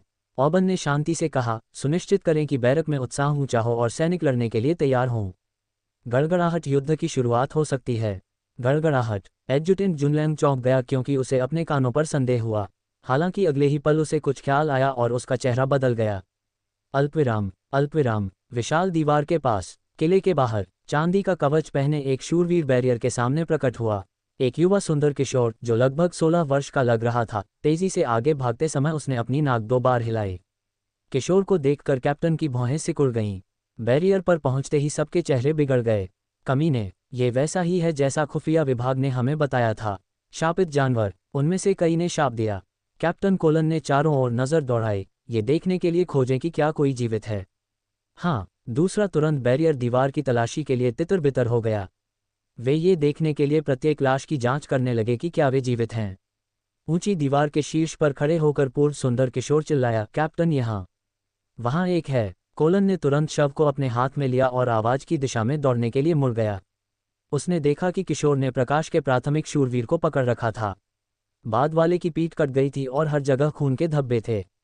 वह नहीं जानता था कि वह कैसे जीवित रह सका। हालांकि वह उस आदमी को देखकर प्रसन्न हुआ। उसने जल्दी से उस आदमी की कमर को छुआ। उठो, तुम पर किसने हमला किया है? हम जांच समूह के लोग हैं। युवा शूरवीर ने कई बार अस्पष्ट रूप से कुछ कहते हुए अपनी आंखें खोलीं। कोलन तेजी से झुक गया और उसने अपना कान उसके मुंह के पास रख दिया। हाँ, ध्वनि अचानक समाप्त हो गई। कोलन ने कुछ सेकंड तक इंतजार किया लेकिन देखा कि कोई फॉलोअप नहीं हुआ। वह उस व्यक्ति की टेढ़ी गर्दन को देखने से खुद को नहीं रोक सका। ओह, कमीने! कोल्ड ने गुस्से में जमीन पर मुक्का मारा। सुंदर किशोर ने शूरवीर के शरीर को जमीन पर रख दिया। कैप्टन, यह एकमात्र आदमी था जिसके गले पर खरोंचें थीं। बाकी सभी चोटों से भरे हुए थे। उसका शरीर दूसरे की लाश के नीचे था, इसलिए मुझे लगता है कि हत्यारों ने उसकी मौत की जांच नहीं की है। हत्यारों ने बहुत सावधानी से काम किया है। उन्होंने शूरवीरों की मौत की भी पुष्टि की है। मुझे लगता है कि यह एक से अधिक व्यक्ति हैं। कोल धीरे धीरे खड़ा हो गया क्योंकि कई अन्य लोग तेजी से आए और एक एक करके उन्हें सूचित किया, कैप्टन, कोई भी जीवित नहीं है। सभी मर चुके हैं। कोलन की आंखें उदास थीं। कोई भी जीवित नहीं बचा था ताकि मृतक बात कर सकें। शवों पर घावों की जांच करें और देखें कि क्या कुछ गायब है। अब आप घटनास्थल से आने वाली गंधों को याद करने की कोशिश करें। हम संदिग्धों की जांच करेंगे और आप पुष्टि करेंगे। हाँ, कोगे ने सिर हिलाया। बाकी लोग अलग अलग काम करने के लिए तितर-बितर हो गए। कप्तान! दूर से एक लड़की की आवाज़ गूंजी, कोई सुराग है? कोलन चौंक गया और वह तेजी से दौड़कर 20 मीटर ऊंची दीवार से कूद गया। वह हवा में कुछ बार लुढ़का और फिर उतरा। वह तेजी से दौड़ा और उस लड़की के सामने रुक गया जिसके पूरे चेहरे पर झायां थीं। कोलन ने दूर से शव पर कवच देखा था। वह उस व्यक्ति को प्रकाश के मध्यवर्ती स्तर के शूरवीर के रूप में पहचानने में सक्षम था जिसे किले का कप्तान होना चाहिए। यहाँ! शब्द! महिला ने जमीन की ओर इशारा किया। कोलन ने देखा, हत्यारा है। डीन! युवती ने आगे कहा, कैप्टन, लिखा है कि यह डीन था। क्या यह मंदिर का डीन है या इसी नाम का कोई और है? कोलन ने शव के चारों ओर देखते हुए भौहें चढ़ा दीं। ये शब्द उसके द्वारा नहीं लिखे गए थे, बल्कि उसकी मृत्यु के बाद जोड़े गए थे। महिला हैरान थी। हालांकि चारों ओर ध्यान से देखने के बाद उसे एहसास हुआ, ओह, कोई आश्चर्य नहीं कि मुझे गलत लगा। शब्द बहुत गहरे हैं और उसकी लेटने की स्थिति से अलग हैं। वह कुछ मीटर दूर चली गई और लाश की तरह ही उसी मुद्रा में लेट गई। फिर उसने लिखने के लिए अपनी उंगलियों का उपयोग करने की कोशिश की। हालांकि वह लिखने में सक्षम थी, लेकिन उसे लगा कि उस तरीके से लिखना कठिन और अजीब था। जो व्यक्ति मर रहा हो वह अपने अंतिम शब्द लिखने के लिए इतनी कठिन मुद्रा क्यों चुनेगा? वह तुरंत उठ खड़ी हुई और लाश के सामने बैठ गई। कैप्टन, ऐसा लगता है कि कोई हमें डीन नामक व्यक्ति को फंसाने के लिए इस्तेमाल करने की योजना बना रहा था। वह व्यक्ति मंदिर का वास्तुकार डीन होना चाहिए। इसके अलावा जो ताकतें उससे निपटने में रुचि रखती हैं, वे यहाँ के लोगों को चुपचाप मारने में सक्षम होंगी। उनके पास सबूत और घावों के निशान को नष्ट करने के लिए पर्याप्त समय होगा। कोलन ने भौहें चढ़ाईं। निष्कर्ष निकालने में जल्दबाजी न करें। वर्तमान में हम निश्चिंत हो सकते हैं कि किसी और ने उसकी उंगलियां पकड़कर संदेश लिखा है। जिस व्यक्ति ने उसे मारा था उसने ये सुनिश्चित किया कि वह अधिक गहराई से लिखे ताकि हम इसे बाद में पढ़ सकें। यह इस बात का प्रमाण है कि नाइट ने इसे स्वयं नहीं लिखा है। एक युवा महिला ने कहा, कैप्टन, लेकिन ऐसा लगता है कि वे लगभग 3 घंटे पहले मारे गए थे। हमें उनके शरीर पर घावों की जांच करनी होगी और युद्ध के दृश्य को फिर से बनाने की कोशिश करनी होगी। हम पता लगा सकते हैं कि क्या कई हत्यारे थे। ठीक है, कोलन चिल्लाया, आगे बढ़ो। युवती वापस दीवार के पास लौट आई। 1 घंटे बाद, कैप्टन, अनुसंधान से हमें जो जानकारी मिली है वह ये है कि निस्संदेह 3 हत्यारे थे। दूर की झाड़ियों में उनके आंदोलन के निशान हैं। इस तरह के नरसंहार को करने के लिए उन्हें वरिष्ठ स्तर के शूरवीरों के आसपास होना चाहिए। मजिस्ट्रेट ऐसा कुछ नहीं करेगा और सेना अब बर्बर लोगों से चिंतित है। सबसे बड़े संदिग्ध रईस और अंधेरे चचके की मियागर हैं। एक अधेड़ उम्र के गोरे आदमी ने कहा। जाहिर तौर पर वह अपने बालों के रंग से एक कुलीन व्यक्ति थे, लेकिन जैसा कि उनके विश्लेषण से पता चलता है वह कुलीनता के पक्षधर नहीं थे। कोलन ने सिर हिलाया, हम दायरा कम कर सकते हैं। एली द्वारा पाए गए लेखन के अनुसार हत्यारा 90% प्रतिभाशाली वास्तुकार डीन से संबंधित है। या तो यह वह है या उसके दुश्मन। कोगे जाता है और वास्तुकार डीन को ढूंढता है। जांचें कि क्या उसकी गंध हत्यारों की गंध से संबंधित है। इसके अलावा गुप्त रूप से उस संघ की जांच करें जिसका वास्तुकार डीन के साथ विवाद है। मैं अंधेरे चर्च पर ध्यान केंद्रित करूंगा और देखूंगा कि कौन सी ताकतें वास्तुकार को पवित्र चर्च के खिलाफ फंसाने की कोशिश कर रही हैं। हाँ, सभी ने सिर हिलाया। गड़गड़ाहट। आकाश से गड़गड़ाहट की आवाज गूंज उठी। विशाल दीवार की दिशा में तैरते काले बादलों को देखने के लिए भीड़ ने ऊपर देखा। भारी बारिश आ रही थी। ये काली बर्फ के मौसम की शुरुआत थी। जब मौसम अपने चरम पर पहुंचेगा तो तापमान बहुत ठंडा होने वाला था। गड़गड़ाहट। बिजली बादलों के बीच से ऐसे दौड़ी जैसे सांप एक दूसरे के खिलाफ दौड़ रहे हों। कोलन का चेहरा बदल गया। अरे, एली ने तुरंत कहा, लाशों को दीवार में छिपा दो, हम बारिश के निशानों को धोने नहीं दे सकते। अन्य लोगों ने तुरंत प्रतिक्रिया व्यक्त की। ईश्वरीय घंटा। कोलन ने दांत भींच लिए। ये समय के बारे में है। गड़गड़ाहट की आवाज़ सुनते ही डूडियन ने आसमान की ओर देखा। उसके चेहरे पर हल्की सी मुस्कान थी जब वह खड़ा हुआ और ग्वेनेथ और सगे की ओर देखा। हमारी लड़ाई शुरू होने वाली है। सगे चौंक गया। लड़ाई? क्या हम बाधा युद्ध में शामिल होने जा रहे हैं? राजा के किले के टूटे हुए हिस्से को देखकर डूडियन मुस्कुराया। उसने उन दोनों को अपने पीछे चलने के लिए हाथ हिलाया। वह जगह की जांच कर रहे सेंतरियों की नज़रों से बच गया। डूडियन एक और सुदूर स्थान की ओर मुड़ गया। उसने अपना शिकारी जैकेट उतार दिया और उसे रेत से भर दिया। उन्होंने सगे और ग्वेनेथ को भी ऐसा ही करने का संकेत दिया। किले में घुसते ही डूडियन ने मोर्चा संभाल लिया। सगे और ग्वेनेथ ने डूडियन के विचार को तब समझा जब वे गुप्त रूप से किले में गए। वाह! कुछ क्षणों के बाद तीनों किले के पीछे एक कस्बे में थे। ये शहर काफी समय से खाली पड़ा हुआ था। सड़कें और घर साफ सुथरे थे। कुछ घरों में मुर्गियां थीं जो कभी कभी तीखी आवाजें निकालती थीं। गार्ड तेज हैं क्योंकि उन्होंने नागरिकों को इतनी जल्दी वापस ले लिया है। सड़क पर चलते हुए सगे मुस्कुराया। ग्वेनेथ पूरे रास्ते चुप रही। डूडियन ने एक घर चुना और वे उसमें प्रवेश करने ही वाले थे कि उसने पीछे मुड़कर एक अलग घर को देखा। कुछ देखते ही उसकी भौहें सिकुड़ गईं। वह तुरंत मुड़ा और उस घर की ओर चल दिया। सगे और ग्वेनेथ उसके साथ रहे। डूडियन ने दरवाजे पर लात मारी और घर में घुस गया। उसने तुरंत तहखाने की ओर जाने वाला रास्ता ढूंढ लिया। वह नीचे कूद गया। एक कोने में थैलियों का ढेर लगा हुआ था और एक शराब का बैरल था। हालांकि वह बैगों के पीछे लाल गर्मी देख पा रहा था। वह आगे बढ़ा और उसने एक बैग पकड़ लिया और उसे फेंक दिया। आउच! एक तेज आवाज गूंजी। कश! बैग के पीछे से डूडियन के चेहरे पर चाकू मारा गया। डूडियन ने चाकू को पकड़ने और चुटकी काटने के लिए अपनी 2 उंगलियों का इस्तेमाल किया। ये 7 या 8 साल का एक लड़का था जिसने उसे चाकू मारने की कोशिश की थी। उसके बाल भूरे थे और चेहरा झाइयों से भरा हुआ था। उसके चेहरे पर आश्चर्य झलक रहा था। डूडियन ने अपनी कलाई को थोड़ा मोड़ते हुए भौहें चढ़ा लीं। चाकू पर पकड़ ढीली होने से लड़के के हाथ में दर्द हो रहा था।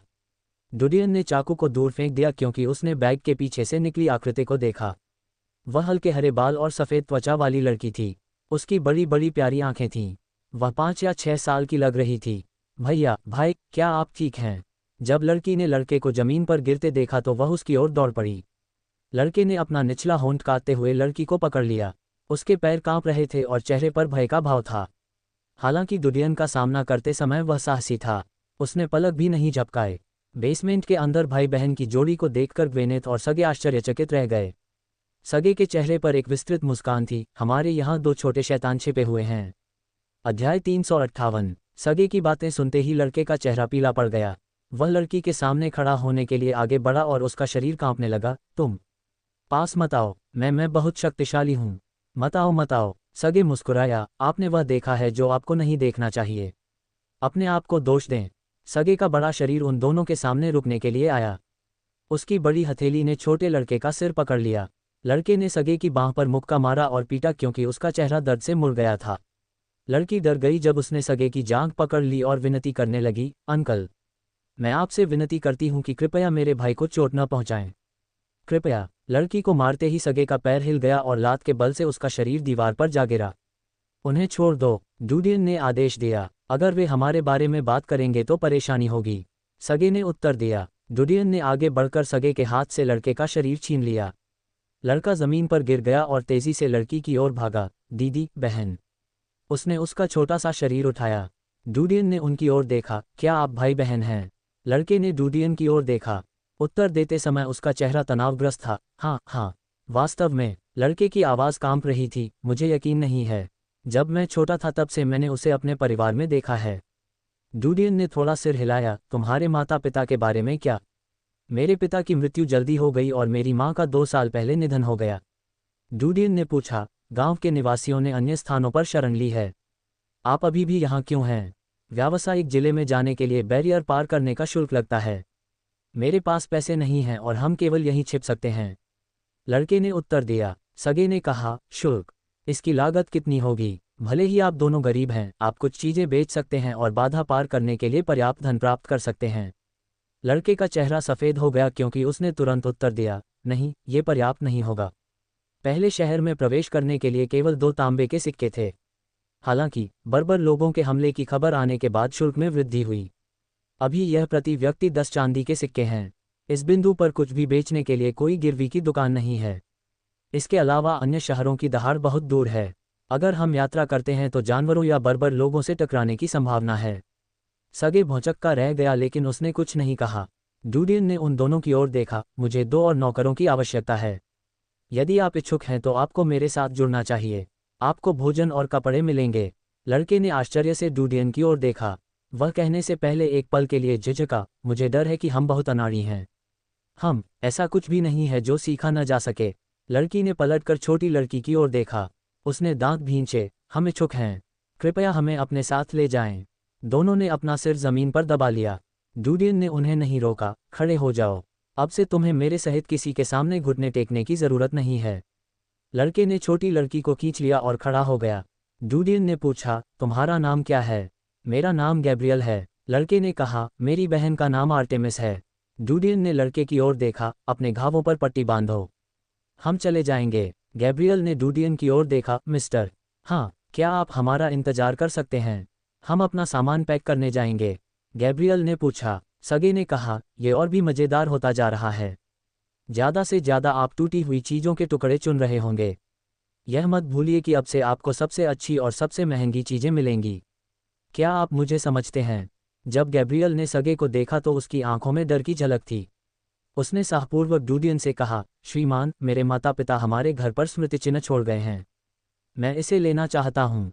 मैं आपसे पूछता हूँ। ठीक है, डूडियन ने उत्तर दिया। आर्टेमिस को खींचते समय गैब्रियल बहुत खुश हुआ। डूडियन और अन्य 2 गैब्रियल और आर्टेमिस के पीछे चले गए क्योंकि वे शहर के पीछे एक खाड़ी की ओर गए। कभी कभी धारा के किनारे तैरती मछलियां देखी जा सकती थीं। वे एक पहाड़ी की ओर चले जहां एक जीर्ण शीर्ण लकड़ी का शेड स्थित था। जब आर्टेमिस घायल हो गया तो गैब्रियल पहाड़ी के नीचे अपनी बहन का इंतजार कर रहा था। वह अंदर गया, एक छोटा बैग उठाया और नीचे भाग गया। श्रीमान, मैंने सामान पैक कर लिया है। डूडियन के सामने रुकते ही गैब्रियल ने आर्टेमिस का हाथ पकड़कर खींच लिया।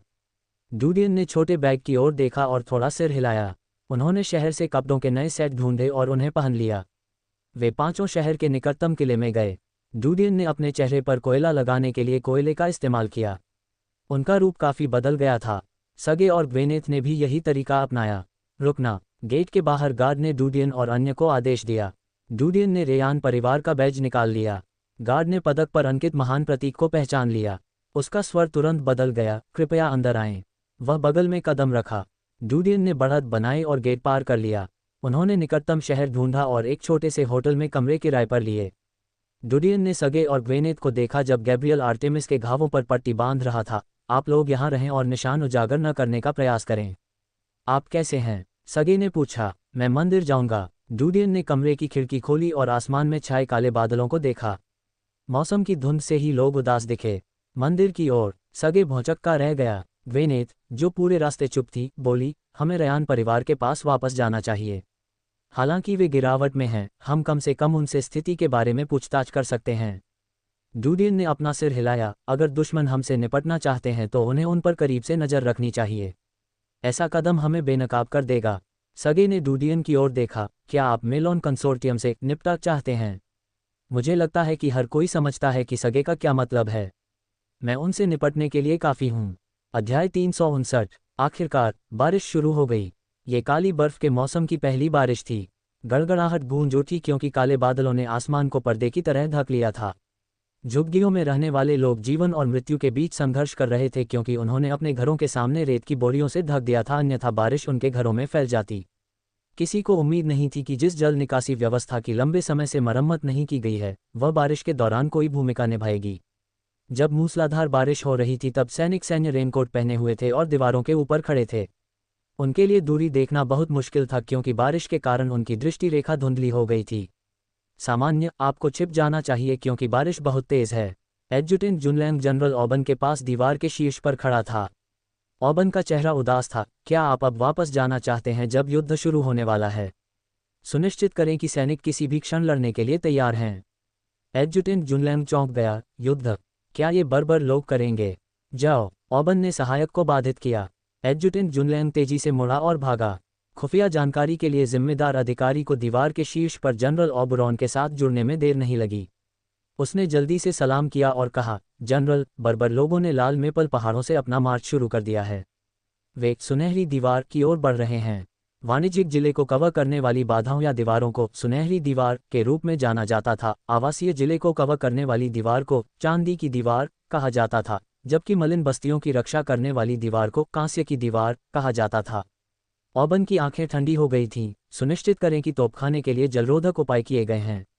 हाँ, अधिकारी चला गया। जनरल ओबन ने सामने सफ़ेद बारिश के पर्दे को देखते हुए अपनी मुट्ठियां भींच लीं। गड़गड़ाहट। मैदान गहरे लाल रंग में रंगे हुए थे। बर्बर लोग घने समुद्र की भांति सुनहरी दीवार की ओर बढ़े। उनकी गति मध्यम थी लेकिन तेज नहीं। आखिरकार सुनहरी दीवार तक पहुंचने में उन्हें 1 दर्जन मील का समय लगा था और उन्हें अपनी शारीरिक शक्ति बचाने की जरूरत थी। वाह वाह! झाड़ियों में छिपी हुई आकृतियां थीं जो गुप्त रूप से बर्बर लोगों की जांच करती थीं। उनकी कल्पना में बर्बर लोग क्रूर राक्षस थे, लेकिन फिलहाल ये देखा गया कि बर्बर लोगों ने अच्छे कवच पहने हुए थे और उनके पास अच्छे हथियार थे। वे शेर की तरह थे। बूम! बर्बरों की ओर से एक आवाज गूंजी। लगभग 7 या 8 मीटर लंबा एक विशाल राक्षस आगे की ओर उछल रहा था। यह एक टोड की तरह दिखता था, लेकिन प्राकृतिक सुरक्षात्मक गियर के रूप में कठोर तराजू से ढका हुआ था। जाहिरा तौर पर इसे वश में कर लिया गया था और यह इसे नियंत्रित करने वाले बर्बर लोगों के आदेशों का पालन करता था। अल्पविराम। अल्पविराम। डूडियन ने होटल से एक गाड़ी किराए पर ली और दूसरी जगह चला गया। उसने एक और को काम पर रखा और सीधे चर्च माउंटेन चला गया। माउंट चर्च पहुंचने के बाद डूडियन ने गाड़ी से उतरकर पैसे का भुगतान किया। पहाड़ी रास्ते पर चलते समय उसने छाता पकड़ रखा था। बरसात के मौसम के कारण दहाड़ पर कोई नहीं था। डूडियन महल में पहुंचा और गार्ड ने उसे रोका, लेकिन उसका चेहरा देखने के बाद गार्ड ने कहा, माफ़ करें वास्तुकार, आप इस बरसात के दिन यहाँ कैसे आए? मैंने अभी एक आविष्कार किया है और मैं इसे मूल्यांकन के लिए देने के लिए यहाँ हूँ। डूडियन ने उदासीनता से कहा। गार्ड चौंक गया। एक नया आविष्कार? क्या तुमने बिजली की छड़ नहीं बनाई? यह एक नया आविष्कार है, डूडियन ने जोड़ा। गार्ड की आंखें चौड़ी हो गईं। नया आविष्कार? वह आदमी आश्चर्यचकित था, क्योंकि उच्च स्तरीय आविष्कारों के निरंतर उत्पादन के कारण यह एक और सनसनी पैदा करेगा। गार्ड ने डूडियन की पीठ की ओर देखा। जब वह अपने गार्ड रूम में वापस गया तो उसने आधे सेकंड के बाद प्रतिक्रिया व्यक्त की। उसने कलम निकाली और लिखना शुरू किया। गार्ड सबसे पहले खबर फैलाना चाहता था। डूडियन अपने भवन में आए। पानी के दाग नीचे गिरने के लिए उसने छाते को हिलाया और फिर उसे दरवाजे के सामने रख दिया। वह दूसरी मंजिल पर बने कमरे में चला गया। वह एक किताबों की शेल्फ की ओर आया और सफ़ेद कागज़ का एक रोल निकाला। उसने धीरे धीरे कागज़ को बाहर निकाला और फैलाया। कागज़ पर बहुत परिष्कृत और सूक्ष्म पैटर्न था। भाप का युग आधिकारिक तौर पर शुरू हो गया है। डूडियन फुसफुसाए। उसने धीरे से कागज़ को बंद किया और एक बड़ी पपीरस रील के अंदर रख दिया। वह छाता लेकर नीचे चला गया। डूडियन भारी बारिश के बीच हॉल की ओर चला गया। डूडियन ने हॉल के अंदर बहुत सारे लोगों को देखा। उनमें से अधिकांश के पास छाता नहीं था और वे विभिन्न स्थानों पर चुपचाप बैठे अपनी किताबें पढ़ रहे थे। डूडियन ने अपना छाता हिलाया और दरवाजे के पास रख दिया। वह काउंटर की ओर चला गया। काउंटर के पास स्कार्फ पहने एक युवती बैठी थी। उसके सीने पर मध्यवर्ती स्तर के वास्तुकार का पदक था। उसने डूडियन की ओर देखा। क्या आप एक आविष्कार प्रस्तुत करने के पक्ष में हैं? डूडियन ने पपीरस रील उसे देते हुए मुस्कुराते हुए कहा, हाँ, इसके अंदर मेरे नवीनतम आविष्कार की पांडुलिपि है। डूडियन की शक्ल पहचानते ही युवती की आंखें खुली रह गईं। क्या आप मिस्टर दीन हैं? डूडियन ने अपनी आंखें झपकाईं। लड़की उत्साहित थी क्योंकि उसने ध्यान से कागज़ लिया और उससे पूछा, मिस्टर दीन, क्या आप मुझे ऑटोग्राफ देंगे? हाँ। डूडियन को नए आविष्कार को प्रस्तुत करने की प्रक्रियाओं को पूरा करने में अधिक समय नहीं लगा। वह मंदिर के हॉल से बाहर चला गया। वह गाड़ी लेकर मंदिर गया और वापस अपने महल में चला गया।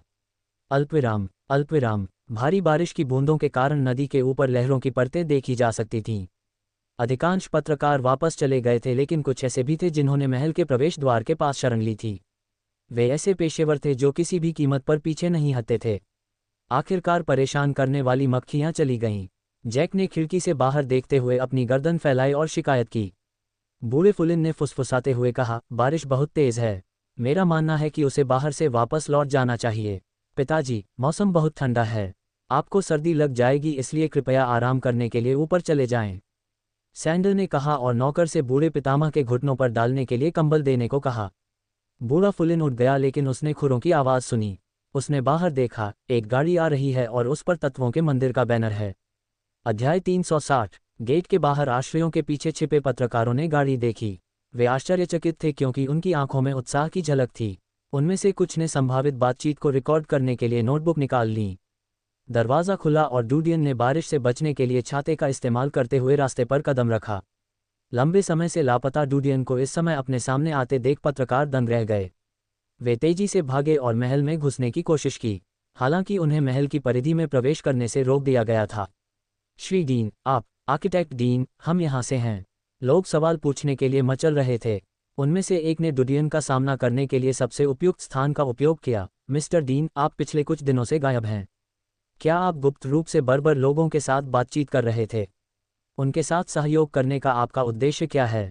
क्या ये पैसे के लिए है या के लिए? वह समाप्त नहीं हुआ था जब एक अन्य व्यक्ति ने उसे खींच लिया। तुम क्या कर रहे हो? वायु, मैं सबसे पहले आने वाला था। कृपया श्रीमान डीन। उस आदमी को धक्का दिया गया और दूसरे ने उसे रोका। डूडियन ने देखा कि लोग एक दूसरे से प्रतिस्पर्धा कर रहे थे। वह मुस्कुराया, मैं आपके सवालों का जवाब दूंगा। बाहर बारिश हो रही है, इसलिए मेरे साथ अंदर आओ। डूडियन का बयान सुनते ही पत्रकारों ने एक दूसरे को खींचना और धक्का देना बंद कर दिया। न्यूज़, जो महल के दरवाजे पर खड़ा था, खुशी से चिल्लाया, मास्टर, आखिरकार आप वापस आ गए। बूढ़े फुलिन, क्रोएन, सैंडर, जैक और अन्य लोग उसकी बातें सुनकर आश्चर्यचकित होकर दरवाजे की ओर दौड़ पड़े। डूडियन दरवाजे तक चला गया। चलो अंदर चलें। उसने छाता न्यूज़ को सौंप दिया। बूढ़ा फुलिन अभी अभी खड़ा हुआ था और उसने डूडियन को भीड़ से घिरा हुआ देखा। उनके बूढ़े झुर्रीदार चेहरे पर खुशी की झलक थी। अगर खबर हमें मिल जाती तो मैं तुम्हें लेने के लिए किसी को भेज देता। डूडियन ने मुस्कुराते हुए कहा, मैंने पहले ही कहा था कि मैं एक नए आविष्कार पर काम कर रहा था। मैं स्वाभाविक रूप से अपना काम खत्म करने के बाद वापस आऊंगा। बूढ़े फुलिन को उनके शब्दों के पीछे का अर्थ समझ में आया। बाहर बारिश हो रही है, एक कप गर्म चाय पीने के बाद बात करते हैं। उसने नौकरानी की ओर देखा। हाँ, अधेड़ उम्र की नौकरानी तुरंत चाय बनाने चली गई। डूडियन की आंखें चमक उठीं जब उसने रेयान परिवार के सभी सदस्यों को अपने ही महल में देखा। बूढ़े पितामह, उन्हें ऊपर जाने दो। अखबारों के ये दोस्त मेरा साक्षात्कार लेने के लिए यहाँ हैं। जिन ने उन्हें तौलिए और कुर्सियाँ दीं, उन्हें बीमार मत होने दो। हाँ, न्यूज़ ने उत्तर दिया। बूढ़े फुलिन ने सैंडर की ओर देखा, बच्चों को आराम करने के लिए ऊपर जाने दो, नहीं तो यहाँ अव्यवस्था हो जाएगी। हाँ, सैंडर हॉल में भीड़ की ओर मुड़ा। जल्दी करो, आराम करने के लिए ऊपर जाओ। जैक ने चुपके से डूडियन पर नजर डाली। उसने अपनी पत्नी और बच्चों की ओर हाथ हिलाया और जैसे ही वे ऊपर गए, उन्होंने अगुवाई की। पलक झपकते ही हॉल खुला था। न्यूज़ ने अखबारों के 5 पत्रकारों के लिए तौलिए और कुर्सियों की व्यवस्था की। जब उन्होंने उसे धन्यवाद दिया तो वे पांचों आश्चर्यचकित रह गए। उन्हें इस तरह के व्यवहार की उम्मीद नहीं थी। पहले उन्हें महल के द्वार के सामने शरण लेनी पड़ती थी, अब उन्हें अतिथि के रूप में स्वीकार किया जाता है। डूडियन हॉल में बैठ गया और अधेड़ उम्र की नौकरानी द्वारा लाया गया चाय का कप उठाया। उन्होंने कुछ घूंट पिए और फिर 5 पत्रकारों की ओर देखा। आप सभी ने कड़ी मेहनत की है। मेरा समय सीमित है, लेकिन मैं आप सभी के लिए आधे घंटे की व्यवस्था कर सकता हूं। इसलिए प्रत्येक को 6 मिनट मिलेंगे।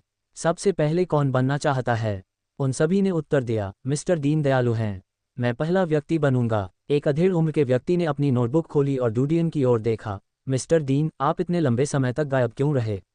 क्या ये वास्तव में आपके नए आविष्कार पर काम करने के लिए है? डूडियन मुस्कुराए, बेशक यह उसी के लिए था। मैं विश्वास की प्रतिज्ञा करके इसकी गारंटी देता हूँ। मैं कभी झूठ नहीं बोलता। स्वतंत्रता लेने के लिए क्षमा करें, लेकिन सैन्य अखबार ने रिपोर्ट दी है कि उन्होंने बर्बर लोगों को पकड़ लिया है और आपकी संलिप्तता के बारे में जानकारी है। क्या कोई सबूत है? डूडियन गुस्से में था क्योंकि उसने उस आदमी को टोका था। अधेड़ उम्र के व्यक्ति ने अपना चेहरा सिकोड़ लिया और आगे कहा, लेकिन यह सबूत? मिस्टर डीन, क्या आपके पास ये साबित करने के लिए कोई सबूत है कि आप एक नए आविष्कार पर काम कर रहे थे? बेशक, मैंने इसे पहले ही तैयार कर लिया है और मूल्यांकन के लिए इसे मंदिर को सौंप दिया है। मेरा मानना है कि परिणाम जल्द ही सामने आएंगे। क्या इसका उत्पादन पहले ही हो चुका है? वह आदमी दंग रह गया, इतनी जल्दी? आपने हाल ही में बिजली की छड़ का उत्पादन किया। आप 10 दिनों या उससे भी कम समय में एक नया आविष्कार कैसे कर सकते हैं? डूडियन ने जवाब दिया, अगर अखबारों का इतना शोर और हस्तक्षेप नहीं था तो इसे बहुत तेजी से तैयार होना चाहिए था। मेरे पास यह विचार काफ़ी समय से था, इसलिए इसे कागज़ पर उतारना आसान था। यह आदमी का मुंह खुला रह गया क्योंकि उसे नहीं पता था कि क्या पूछना है। एक सेकंड के बाद आदमी ने अपने विचारों को समायोजित किया और एक बार फिर पूछा, मिस्टर डीन, भले ही आपने एक नया आविष्कार किया हो, लेकिन ये साबित नहीं होता है कि आप बर्बर लोगों के साथ सहयोग नहीं कर रहे हैं। क्या आपने मेलन कंसोर्टियम से अपना बदला लेने के लिए ऐसा किया है? मुझे आपका प्रश्न सही करना होगा। सबसे पहले तो मैं जंगली लोगों से नहीं टकराया। दूसरी बात यह कि मेरी ऐसी कोई ज़रूरत नहीं है जो मुझे जंगली लोगों से टकराए। मैं इस जीवनकाल में अपनी संपत्ति खर्च नहीं कर पाऊंगा। मिस्टर डीन, क्षमा करें, आपका समय समाप्त हो गया है। अगला व्यक्ति, मिस्टर डीन, नमस्ते, मैंने अभी अभी आपके नए आविष्कार के बारे में सुना है। मुझे पता है कि प्रमुख संघ आपके आविष्कारों पर अधिकार पाने के लिए एक दूसरे के साथ प्रतिस्पर्धा करते हैं। इसके अलावा हर बार पूर्व बिक्री कीमतें बेहद चिंताजनक होती हैं। मैं जानना चाहूँगा कि आपके नए आविष्कार के प्रस्ताव की कीमत कितनी है? एक प्रसिद्ध वस्तु की कीमत। ये सबसे कम कीमत है। धन्यवाद। क्या मैंने गलत सुना? वह व्यक्ति सन्न रह गया। डूडियन का दावा सुनकर ओल्ड फुलिन और अन्य पत्रकार हैरान रह गए। उन्हें संदेह था कि यह जुबान की फिसलन थी। हालांकि पत्रकारों ने सोचा कि डूडियन अपने चारों ओर फैली प्रतिकूल स्थिति को बदलने के लिए ऐसी रणनीति का उपयोग कर रहा था। आधे घंटे बाद डूडियन ने न्यूज़ को 5 छाते लाने का आदेश दिया और पत्रकारों को भेज दिया। उनके जाने के बाद डूडियन ने पुराने फुलिन की ओर रुख किया। मैंने समाचार पत्र पढ़े हैं और मुझे पता है कि न्यू वर्ल्ड कंसोर्टियम वर्तमान में कर्ज के कारण लगभग दिवालिया हो गया है। हालांकि अब युद्ध का समय है और दिवालियापन प्रक्रिया में कुछ समय के लिए देरी होगी। मैं बिजली की छड़ की बिक्री से प्राप्त धन का उपयोग छेद को भरने के लिए करूंगा। हमने एक खो दिया है, लेकिन वे हजारों गुना अधिक खो देंगे। जब डूडियन होटल में था तो उसने हाल के समाचार पत्र पढ़े थे। स्थिति लगभग वैसी ही थी जैसी उसने अपेक्षा की थी, लेकिन उन्होंने ये कल्पना नहीं की थी कि न्यू वर्ल्ड कंसोर्टियम दिवालिया हो जाएगा और रेयान परिवार पर इतना भारी कर्ज चढ़ जाएगा। यह आश्चर्य की बात नहीं थी कि यह मेलन कंसोर्टियम का एक कदम था। डूडियन के शब्दों को सुनने के बाद बूढ़े फुलिन के दिल को शांति मिली। आप बहुत देर से वापस आए हैं। मेलन कंसोर्टियम सामान्य प्रवृत्ति को निर्देशित कर रहा है और आपकी जो प्रतिष्ठा बनी थी वह नीचे गिर गई है। विशेष रूप से सैन्य समाचार पत्र द्वारा जबरदस्त आरोप प्रकाशित करने के बाद आप जनता के गुस्से का निशाना बन गए हैं। मुझे लगता है कि अगर बारिश नहीं होती तो बहुत सारे लोग महल के द्वार पर विरोध प्रदर्शन करते। डूडियन मुस्कुराए, तो हमें बारिश का शुक्रिया अदा करना चाहिए। बूढ़े फुलिन ने आह भरते हुए कहा, आप इस पूरे समय मुस्कुराते रहे हैं। डूडियन ने जवाब दिया, मैं क्यों नहीं हंसूं क्योंकि दुश्मन पागल हो गया है। आपको जनता के गुस्से के बारे में चिंता करने की ज़रूरत नहीं है। प्राचीन काल से नागरिक मूर्ख रहे हैं। वे वही देखते हैं जो हम उन्हें देखने देते हैं।